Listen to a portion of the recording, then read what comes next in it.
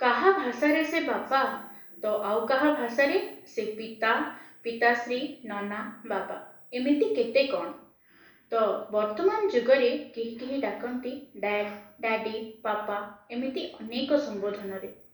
ବାପା ଶବ୍ଦ ଦୁଇ ଅକ୍ଷର ହେଲେ ବି ଅତି ମଧୁର। ବାପାଙ୍କ କଥା ଅତି କଠୋର। ଚାହିଁଦେଲେ ଡର ଲାଗେ। ଯାହା ହେଲେ ବି ତାଙ୍କ ମନଟା ଭାରି କଅଁଳ। ଏହି ମର୍ମରେ ବିଶ୍ୱ ପିତୃ ଦିବସ ଉପଲକ୍ଷେ ସେହି ବାପା, ବାବା, ନନା, ଡାଡି, ପାପାଙ୍କ ଚରଣରେ ସମର୍ପିତ ସଙ୍ଗୀତଟିଏ, ଯାହାର ରଚୟିତା ଶ୍ରୀ ବାମଦେବ ମହାପାତ୍ର ଓ ସଙ୍ଗୀତ ପରିଚାଳକ ଶ୍ରୀ ନିହାର ରଞ୍ଜନ ମହାନ୍ତି।